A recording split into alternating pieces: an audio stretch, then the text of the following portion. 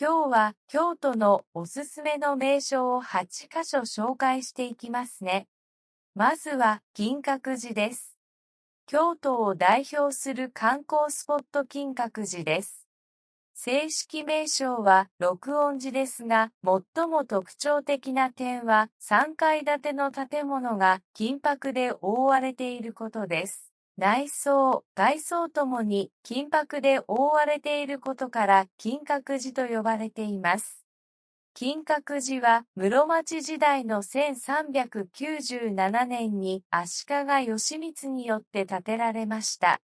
その後、火災により焼失したこともありましたが、1955年に再建され、現在では国宝として国内外から多くの観光客や信者が訪れる人気の観光スポットとなっています。見どころはやはり舎利殿。金閣です。日の光に照らされる午前中は特に美しく輝くと言われているのでおすすめです。季節や天候によって異なる表情を見せてくれます。舎利殿の前に広がる京小池に映し出される様子も美しく、逆さ金閣と呼ばれることもあります。京小池を含む庭園には島を表現した大小、様々な石や松の木が配置されており、日本の和を感じることができます。参拝料を納める際、入場券としてお札をいただけるというのも珍しく記念に持ち帰りましょう。金閣寺を訪れる際には混雑を避けるために早めの時間帯や平日を選ぶことがおすすめです。特に春や秋の観光シーズンは混雑が予想されるため、事前に混雑情報を確認して計画を立てると良いでしょう。金閣寺は京都を訪れる際には必見です。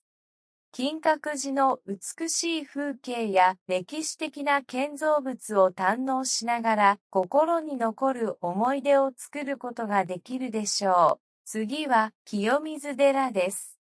清水寺は京都府京都市内にある有名な寺院の一つで、古くから清水の舞台から飛び降りるという言葉でも知られる清水の舞台は、この寺院の本堂前に広がる舞台のことです。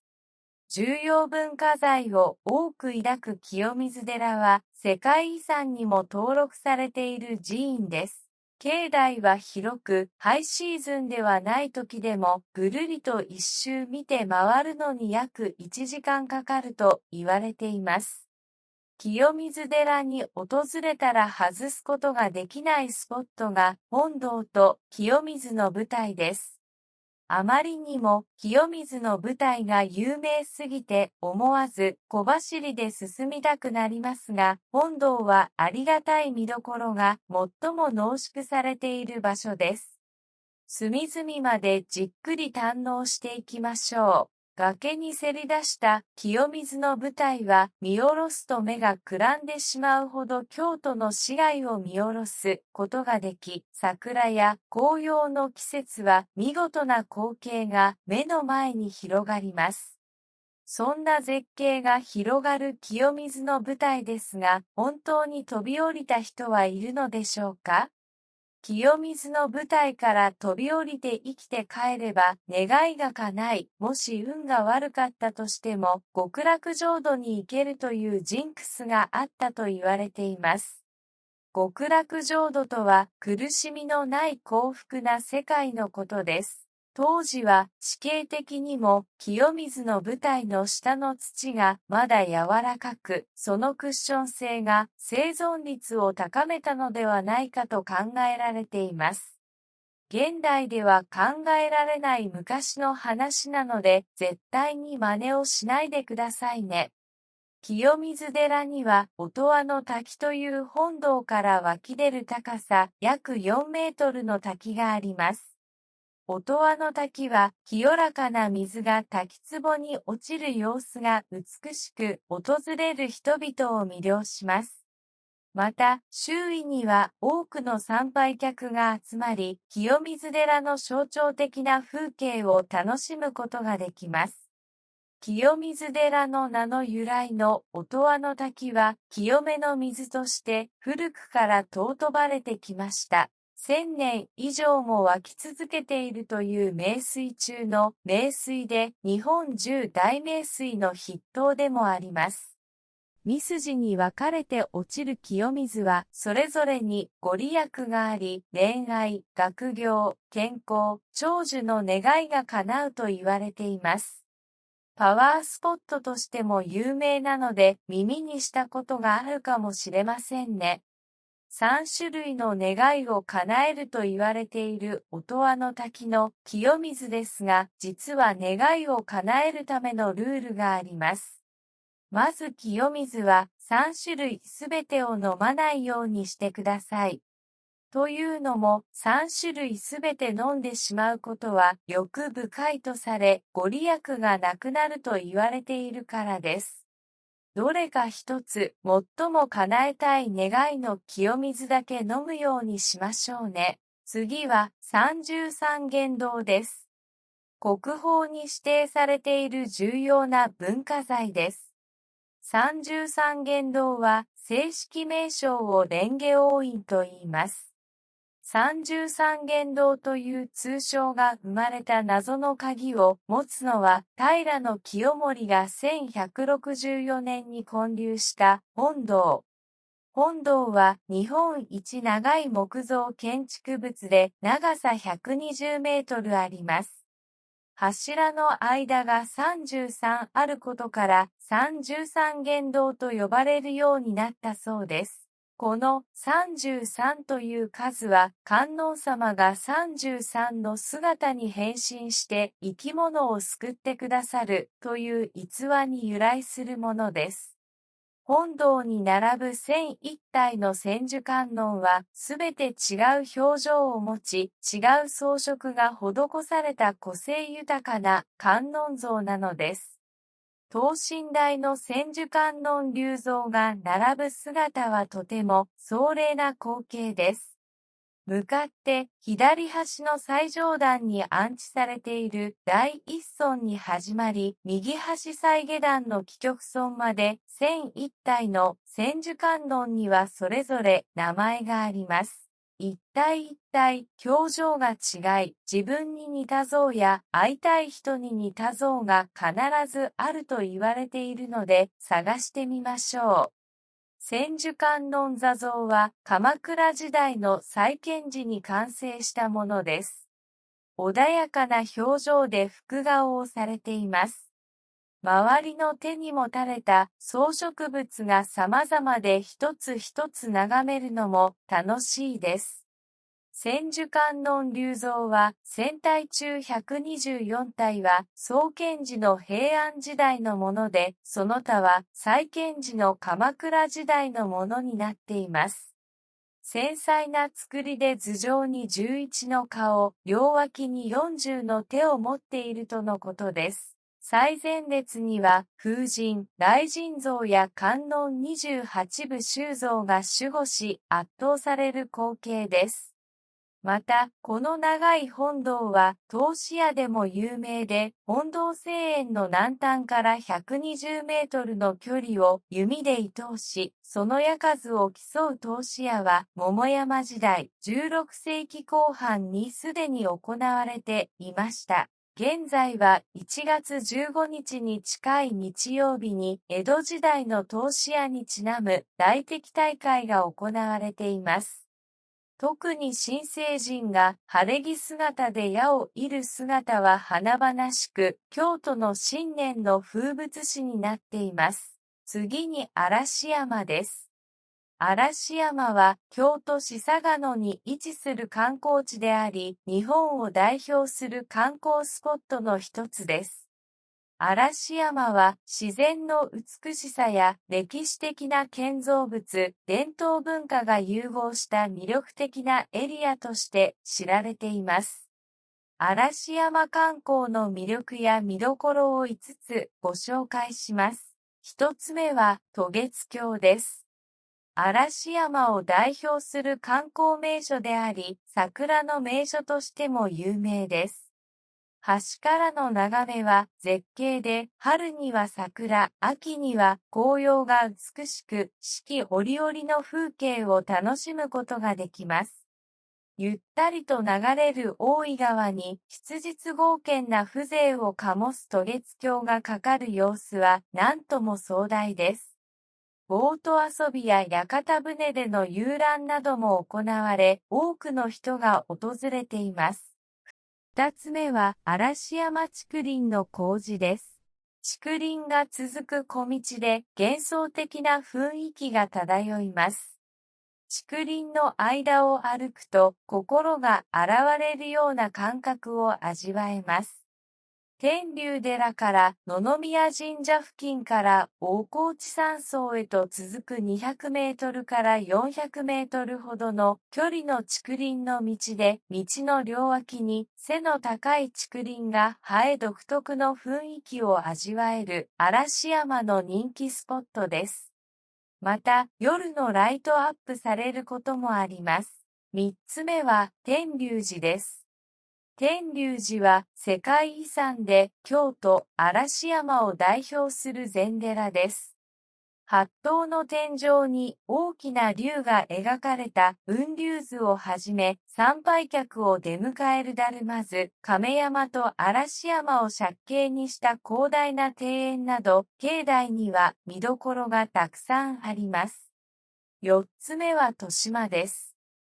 嵐山周辺の川を船で巡る渡島川下りは嵐山観光の定番アクティビティの一つです。船から見る風景は格別で嵐山の自然を存分に楽しむことができます。五つ目は嵯峨野トロッコ列車です。トロッコ列車はトロッコ嵯峨駅からトロッコ亀岡駅までの 7.3km を25分で結びます。渓流に沿って山間を縫い、トンネルを抜けて走るその沿線は、保津峡ならではの風光明媚な景色が広がります。嵐山はゆっくり竹林を楽しんだり、トロッコ列車、遊覧船、貸しボートや人力車などを利用し、渓谷や四季の自然、名所を巡りながら美しい風景を存分に楽しんでください。次は伏見稲荷大社です。伏見稲荷大社は京都市伏見区にある日本の神社であり、全国に約3万社ある稲荷神社の総本社として知られています。伏見稲荷大社は稲荷神を祀る神社であり、商売繁盛や厄除けなどのご利益があるとされています。伏見稲荷大社の特徴や見どころをいくつかご紹介します。一つ目は千本鳥居です。伏見稲荷大社の最も有名な特徴として、1000本以上の鳥居が続く参道が挙げられます。鳥居は朱色に塗られており、神聖な雰囲気を醸し出しています。参道を歩くことで神聖な雰囲気を感じることができ、また写真を撮る際にも素晴らしい背景となります。これらの鳥居は江戸時代以降に参拝者の奉納により建てられ始めました。鳥居を奉納することによって願いが通ったという語呂合わせから生まれた信仰だとされています。そして願いが通るたびに鳥居を大きなものに変えて奉納する習慣もあるそうです。その結果、朱色の鳥居がお山の参道全体に並び、千本鳥居を形作っています。千本とは数えきれないほどたくさんあるというニュアンスで使われていたようです。現在は1000本どころか約1万基以上に増えていて、強力な神徳はさらに進化中かも。また、鳥居は木製のため風雨の影響を受けやすく、1日平均3本弱を新しく建てたり修理しているそうです。二つ目は、狐像です。稲荷神社には狐が使者とされることから、伏見稲荷大社でも狐の像が多く見られます。狐は稲荷神の使いとして信仰されており、狐の像を見ることで商売繁盛や家内安全を祈願することができます。駒狐像は何か口にくわえています。何を加えているかというと、稲穂、巻物、鍵、玉の4種類。稲穂は五穀豊穣、巻物は知恵を表しているそう。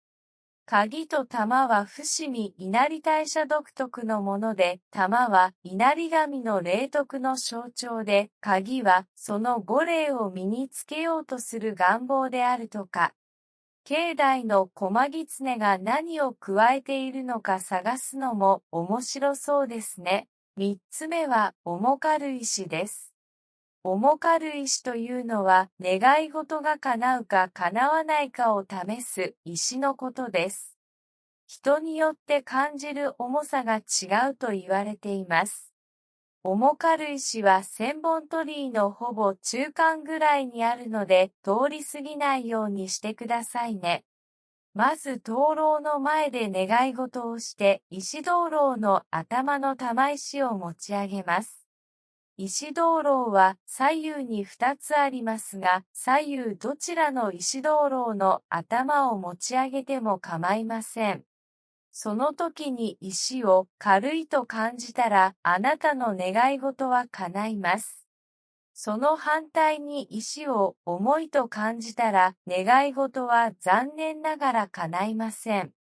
見た目にはそれほど大きな石ではありませんから、重いような感じはしない方が多いですが、実際に持ってみると、重たく感じる人も軽く感じる人もいるんだとか。同じ石なのに感じ方が変わるなんて、本当に不思議ですね。4つ目は、本殿です。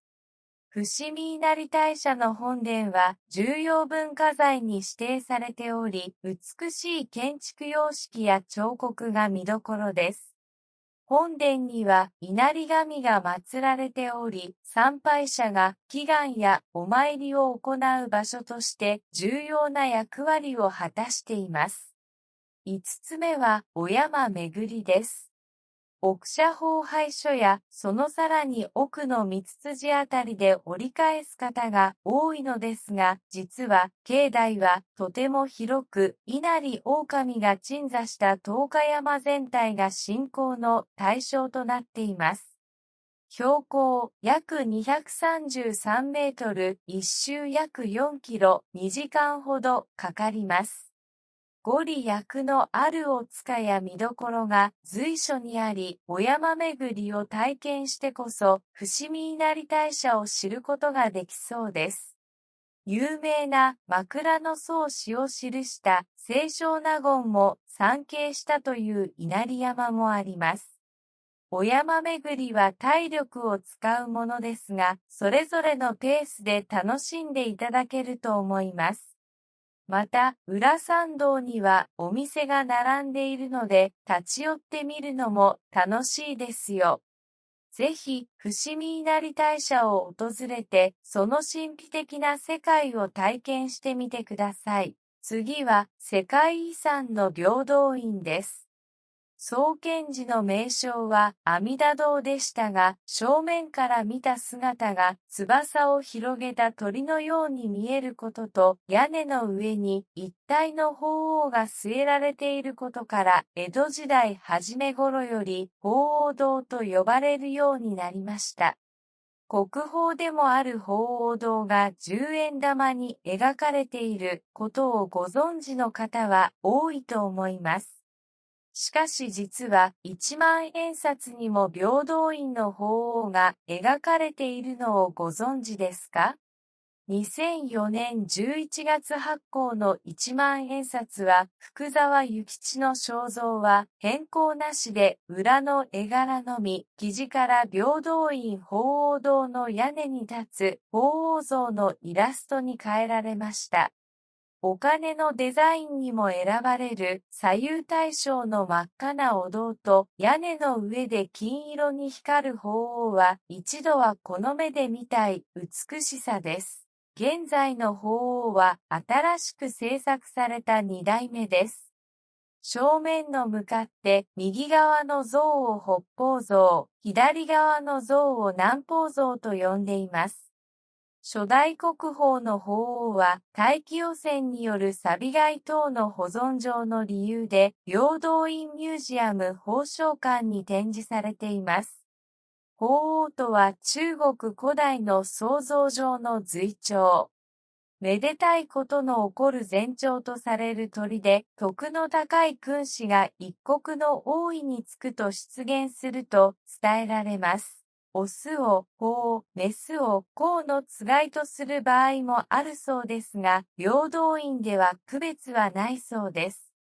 また平等院といえば、観音堂近くの藤棚が有名。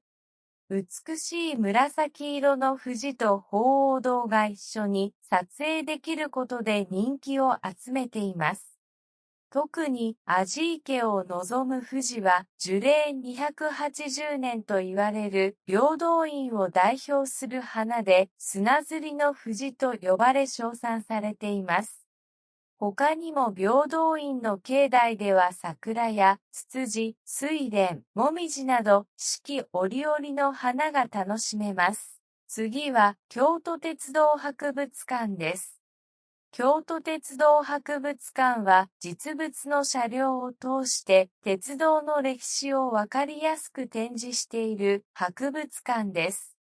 線形車庫と3階建ての本館には蒸気機関車から新幹線などの実物車両や関連資料がたくさん展示されていて、一日中いても回りきれないほどです。往復 1km の蒸気機関車での旅気分を味わうことができる SL スチーム号のほか、運転シミュレータを使った訓練体験や線路点検の際に使われている機動自転車の走行体験なども人気です。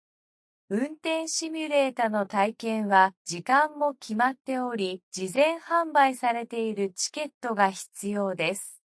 公式ホームページで確認の上、購入してから行きましょう。線形車庫は国指定の重要文化財であり、明治から昭和にかけて活躍した代表的な蒸気、機関車の数々が展示されています。蒸気機関車がダイナミックに回転しながら向きを変える転車台も見どころです。昼食は実際にブルートレインの食堂車として使用されていた車両内でオリジナル弁当を食べるのもおすすめです。子供向けのイベントも開催されているので、公式ホームページを確認してみてくださいね。次は京都国際漫画ミュージアムです。京都国際漫画ミュージアムは博物館と図書館を併せ持った文化施設です。漫画に関する常設展示のほか、所蔵する約30万点の漫画資料のうち、1970年代以降に発行された約5万冊もの漫画が館内に揃っています。大人も子供も楽しめるスポットの一つが似顔絵コーナー。プロの作家と話しながら自分の似顔絵を描いてもらえます。当日受付で先着順になりますので早めに行くことをお勧めします。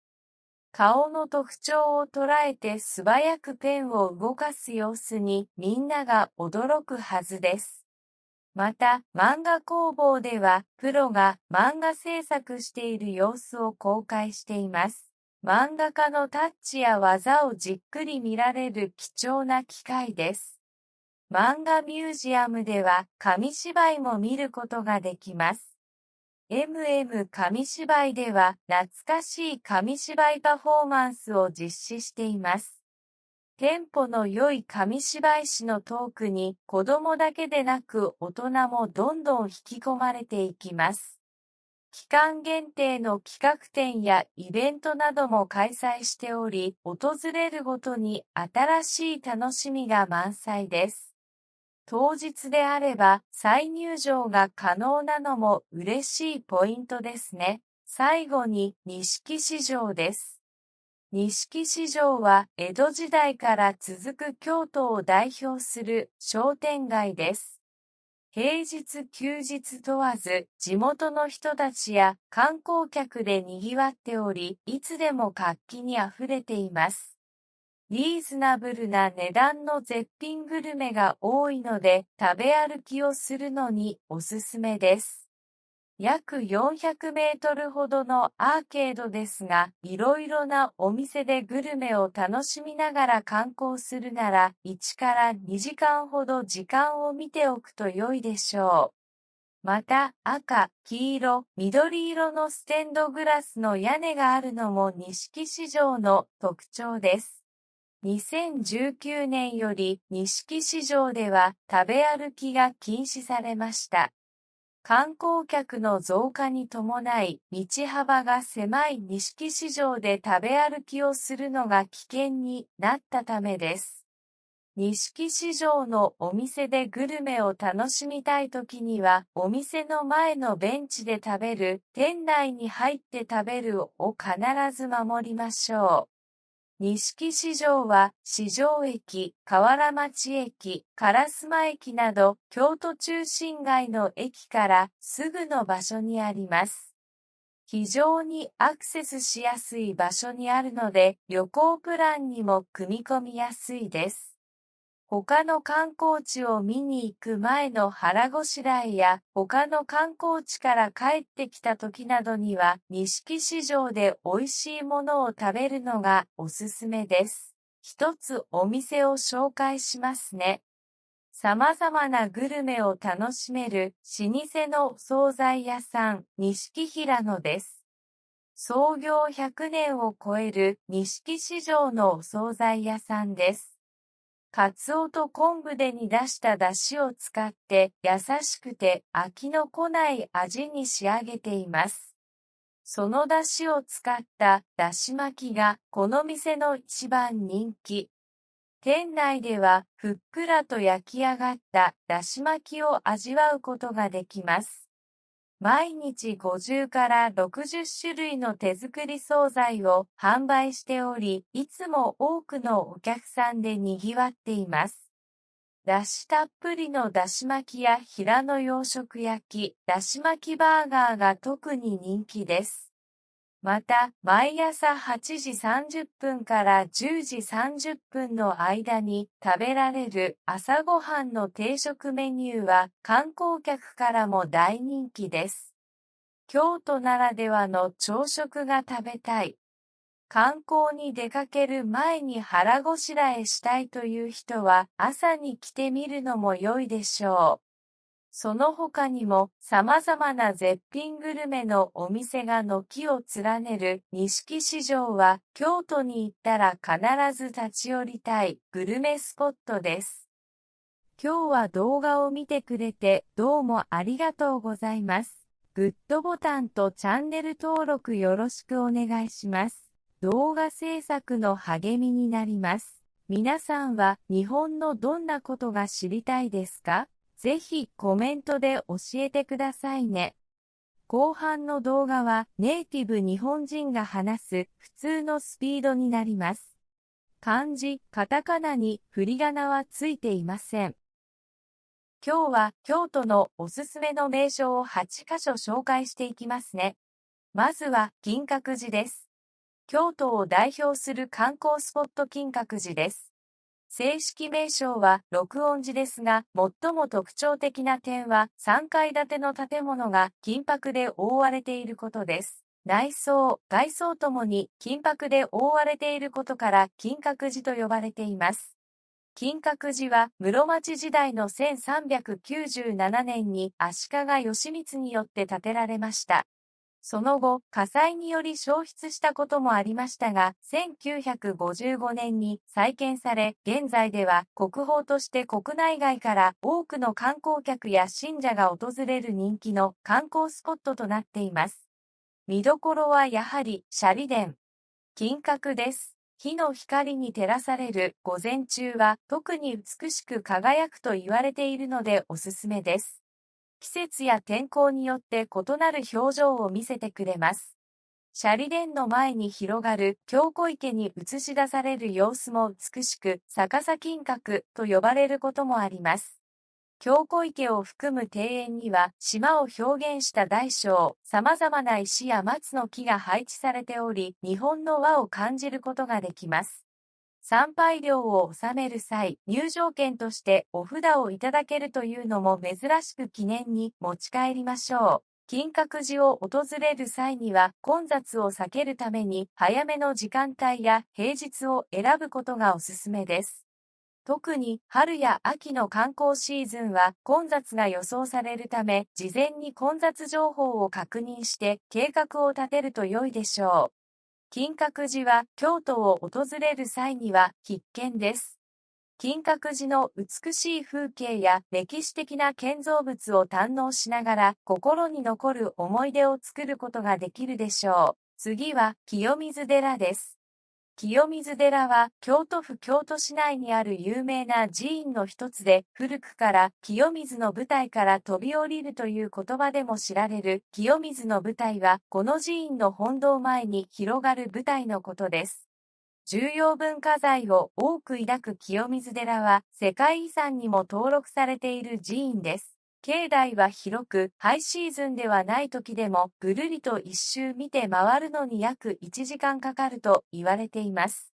清水寺に訪れたら外すことができないスポットが、本堂と清水の舞台です。あまりにも清水の舞台が有名すぎて思わず小走りで進みたくなりますが、本堂はありがたい見どころが最も濃縮されている場所です。隅々までじっくり堪能していきましょう。崖にせり出した清水の舞台は見下ろすと目がくらんでしまうほど京都の市街を見下ろすことができ、桜や紅葉の季節は見事な光景が目の前に広がります。そんな絶景が広がる清水の舞台ですが、本当に飛び降りた人はいるのでしょうか？清水の舞台から飛び降りて生きて帰れば願いが叶い、もし運が悪かったとしても極楽浄土に行けるというジンクスがあったと言われています。極楽浄土とは苦しみのない幸福な世界のことです。当時は地形的にも清水の舞台の下の土がまだ柔らかく、そのクッション性が生存率を高めたのではないかと考えられています。現代では考えられない昔の話なので、絶対に真似をしないでくださいね。清水寺には、音羽の滝という本堂から湧き出る高さ約4メートルの滝があります。音羽の滝は、清らかな水が滝壺に落ちる様子が美しく、訪れる人々を魅了します。また、周囲には多くの参拝客が集まり、清水寺の象徴的な風景を楽しむことができます。清水寺の名の由来の音羽の滝は清めの水として古くから尊ばれてきました。1000年以上も湧き続けているという名水中の名水で日本十大名水の筆頭でもあります。三筋に分かれて落ちる清水はそれぞれにご利益があり、恋愛、学業、健康、長寿の願いが叶うと言われています。パワースポットとしても有名なので耳にしたことがあるかもしれませんね。3種類の願いを叶えると言われている音羽の滝の清水ですが、実は願いを叶えるためのルールがあります。まず清水は3種類すべてを飲まないようにしてください。というのも3種類すべて飲んでしまうことは欲深いとされ、ご利益がなくなると言われているからです。どれか一つ、最も叶えたい願いの清水だけ飲むようにしましょうね。次は三十三間堂です。国宝に指定されている重要な文化財です。三十三間堂は正式名称を蓮華王院と言います。三十三間堂という通称が生まれた謎の鍵を持つのは平清盛が1164年に建立した本堂。本堂は日本一長い木造建築物で長さ120メートルあります。柱の間が33あることから33間堂と呼ばれるようになったそうです。この33という数は観音様が33の姿に変身して生き物を救ってくださるという逸話に由来するものです。本堂に並ぶ1001体の千手観音はすべて違う表情を持ち、違う装飾が施された個性豊かな観音像なのです。等身大の千手観音立像が並ぶ姿はとても壮麗な光景です。向かって左端の最上段に安置されている第一尊に始まり、右端最下段の帰極尊まで1001体の千手観音にはそれぞれ名前があります。一体一体表情が違い、自分に似た像や会いたい人に似た像が必ずあると言われているので探してみましょう。千手観音座像は鎌倉時代の再建時に完成したものです。穏やかな表情で複顔をされています。周りの手に持たれた装飾物が様々で一つ一つ眺めるのも楽しいです。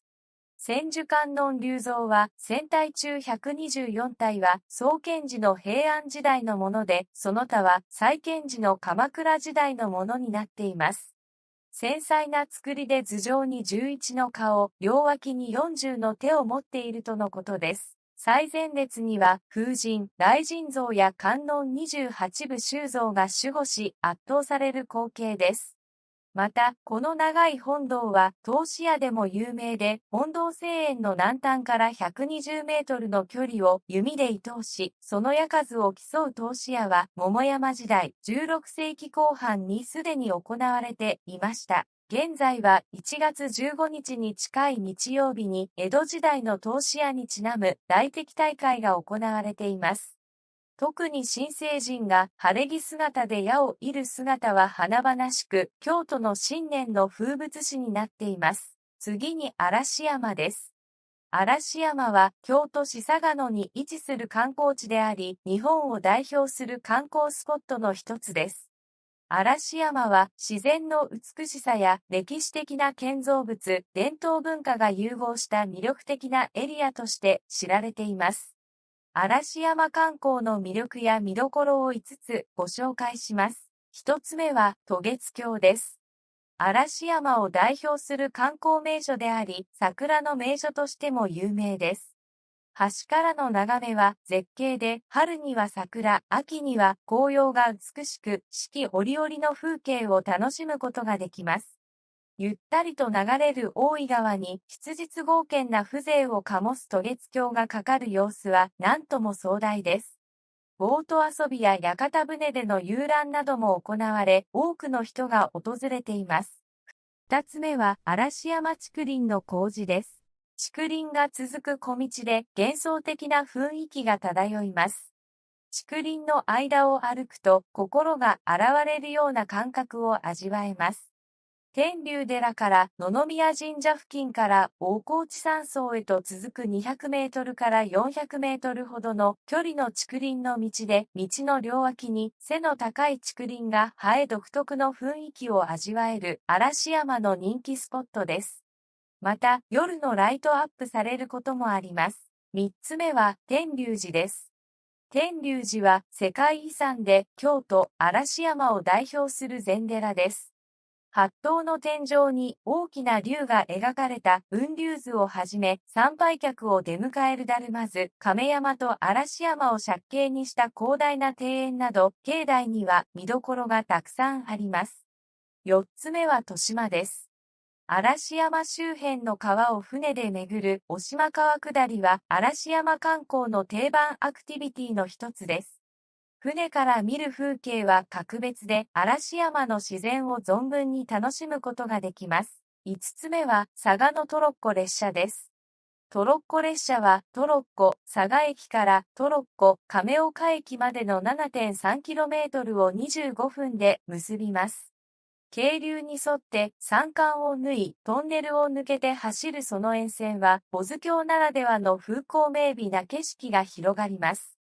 嵐山はゆっくり竹林を楽しんだり、トロッコ列車、遊覧船、貸しボートや人力車などを利用し、渓谷や四季の自然、名所を巡りながら美しい風景を存分に楽しんでください。次は伏見稲荷大社です。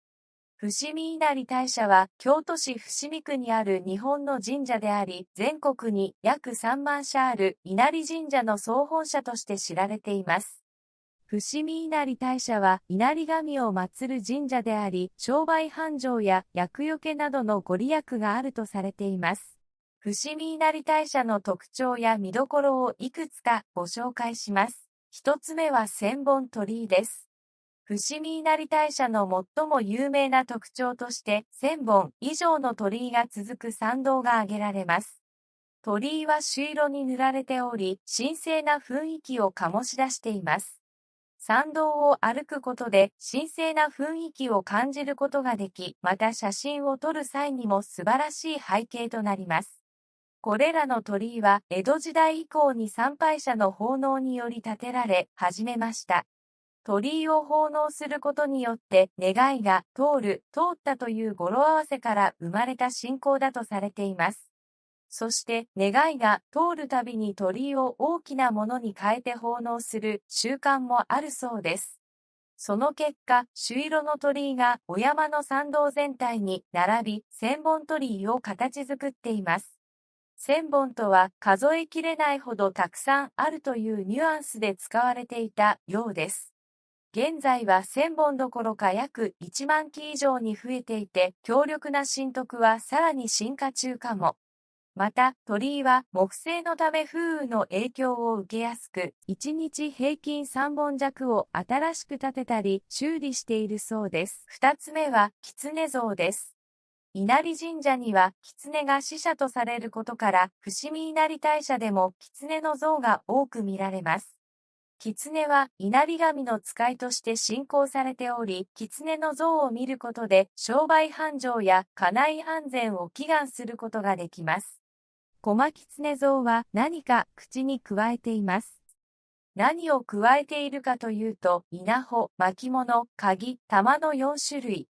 稲穂は五穀豊穣、巻物は知恵を表しているそう。鍵と玉は伏見稲荷大社独特のもので、玉は稲荷神の霊徳の象徴で、鍵はその御霊を身につけようとする願望であるとか。境内の駒狐が何を加えているのか探すのも面白そうですね。3つ目は、重軽石です。重軽石というのは、願い事が叶うか叶わないかを試す石のことです。人によって感じる重さが違うと言われています。重軽石は千本鳥居のほぼ中間ぐらいにあるので、通り過ぎないようにしてくださいね。まず灯籠の前で願い事をして、石灯籠の頭の玉石を持ち上げます。石灯籠は左右に2つありますが、左右どちらの石灯籠の頭を持ち上げても構いません。その時に石を軽いと感じたら、あなたの願い事は叶います。その反対に石を重いと感じたら、願い事は残念ながら叶いません。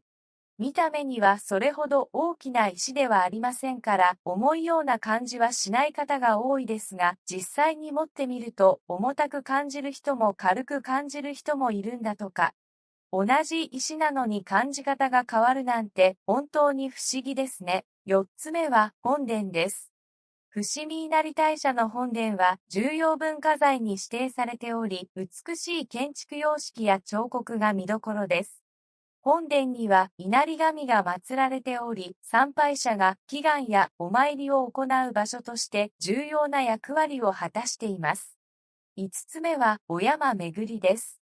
奥社奉拝所やそのさらに奥の三筋あたりで折り返す方が多いのですが、実は境内はとても広く、稲荷狼が鎮座した十日山全体が信仰の対象となっています。標高約233メートル、一周約4キロ、2時間ほどかかります。ご利益のあるお塚や見どころが随所にあり、お山巡りを体験してこそ、伏見稲荷大社を知ることができそうです。有名な枕草子を記した清少納言も参詣したという稲荷山もあります。お山巡りは体力を使うものですが、それぞれのペースで楽しんでいただけると思います。また、裏参道にはお店が並んでいるので、立ち寄ってみるのも楽しいですよ。ぜひ、伏見稲荷大社を訪れて、その神秘的な世界を体験してみてください。次は、世界遺産の平等院です。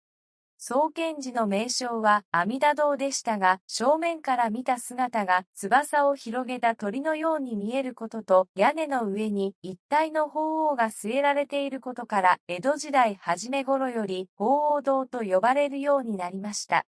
国宝でもある鳳凰堂が10円玉に描かれていることをご存知の方は多いと思います。しかし実は1万円札にも平等院の鳳凰が描かれているのをご存知ですか？ 2004 年11月発行の1万円札は福沢諭吉の肖像は変更なしで裏の絵柄のみ、生地から平等院鳳凰堂の屋根に立つ鳳凰像のイラストに変えられました。お金のデザインにも選ばれる左右対称の真っ赤なお堂と屋根の上で金色に光る鳳凰は一度はこの目で見たい美しさです。現在の鳳凰は新しく制作された2代目です。正面の向かって右側の像を北方像、左側の像を南方像と呼んでいます。初代国宝の鳳凰は大気汚染による錆害等の保存上の理由で平等院ミュージアム鳳翔館に展示されています。鳳凰とは中国古代の想像上の随鳥。めでたいことの起こる前兆とされる鳥で、徳の高い君主が一国の王位につくと出現すると伝えられます。オスを鳳、メスを公のつがいとする場合もあるそうですが、平等院では区別はないそうです。また平等院といえば観音堂近くの藤棚が有名。美しい紫色の藤と鳳凰堂が一緒に撮影できることで人気を集めています。特に阿字池を望む藤は樹齢280年と言われる平等院を代表する花で砂ずりの藤と呼ばれ称賛されています。他にも平等院の境内では桜やツツジ、睡蓮、もみじなど四季折々の花が楽しめます。次は京都鉄道博物館です。京都鉄道博物館は実物の車両を通して鉄道の歴史をわかりやすく展示している博物館です。線形車庫と3階建ての本館には蒸気機関車から新幹線などの実物車両や関連資料がたくさん展示されていて、一日中いても回りきれないほどです。往復 1km の蒸気機関車での旅気分を味わうことができる SL スチーム号のほか、運転シミュレーターを使った訓練体験や線路点検の際に使われている機動自転車の走行体験なども人気です。運転シミュレータの体験は時間も決まっており、事前販売されているチケットが必要です。公式ホームページで確認の上、購入してから行きましょう。線形車庫は国指定の重要文化財であり、明治から昭和にかけて活躍した代表的な蒸気、機関車の数々が展示されています。蒸気機関車がダイナミックに回転しながら向きを変える転車台も見どころです。昼食は実際にブルートレインの食堂車として使用されていた車両内でオリジナル弁当を食べるのもおすすめです。子供向けのイベントも開催されているので、公式ホームページを確認してみてくださいね。次は京都国際漫画ミュージアムです。京都国際漫画ミュージアムは博物館と図書館を併せ持った文化施設です。漫画に関する常設展示のほか、所蔵する約30万点の漫画資料のうち、1970年代以降に発行された約5万冊もの漫画が館内に揃っています。大人も子供も楽しめるスポットの一つが似顔絵コーナー。プロの作家と話しながら自分の似顔絵を描いてもらえます。当日受付で先着順になりますので早めに行くことをお勧めします。顔の特徴を捉えて素早くペンを動かす様子にみんなが驚くはずです。また、漫画工房では、プロが漫画制作している様子を公開しています。漫画家のタッチや技をじっくり見られる貴重な機会です。漫画ミュージアムでは、紙芝居も見ることができます。紙芝居では、懐かしい紙芝居パフォーマンスを実施しています。テンポの良い紙芝居師のトークに、子供だけでなく大人もどんどん引き込まれていきます。期間限定の企画展やイベントなども開催しており、訪れるごとに新しい楽しみが満載です。当日であれば再入場が可能なのも嬉しいポイントですね。最後に錦市場です。錦市場は江戸時代から続く京都を代表する商店街です。平日休日問わず地元の人たちや観光客で賑わっており、いつでも活気にあふれています。リーズナブルな値段の絶品グルメが多いので食べ歩きをするのにおすすめです。約400メートルほどのアーケードですが、いろいろなお店でグルメを楽しみながら観光するなら、1から2時間ほど時間を見ておくと良いでしょう。また、赤、黄色、緑色のステンドグラスの屋根があるのも錦市場の特徴です。2019年より錦市場では食べ歩きが禁止されました。観光客の増加に伴い、道幅が狭い錦市場で食べ歩きをするのが危険になったためです。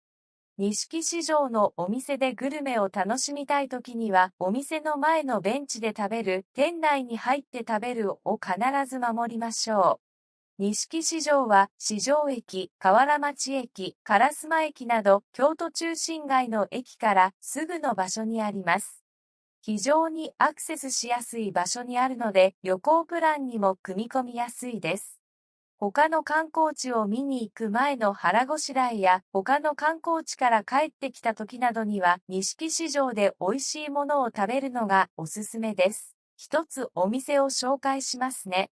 様々なグルメを楽しめる老舗のお惣菜屋さん、錦平野です。創業100年を超える錦市場のお惣菜屋さんです。カツオと昆布で煮出した出汁を使って優しくて飽きのこない味に仕上げています。その出汁を使った出汁巻きがこの店の一番人気。店内ではふっくらと焼き上がった出汁巻きを味わうことができます。毎日50から60種類の手作り惣菜を販売しており、いつも多くのお客さんで賑わっています。だしたっぷりのだし巻きや平野洋食焼き、だし巻きバーガーが特に人気です。また、毎朝8時30分から10時30分の間に食べられる朝ごはんの定食メニューは観光客からも大人気です。京都ならではの朝食が食べたい。観光に出かける前に腹ごしらえしたいという人は朝に来てみるのも良いでしょう。その他にも様々な絶品グルメのお店が軒を連ねる錦市場は京都に行ったら必ず立ち寄りたいグルメスポットです。今日は動画を見てくれてどうもありがとうございます。グッドボタンとチャンネル登録よろしくお願いします。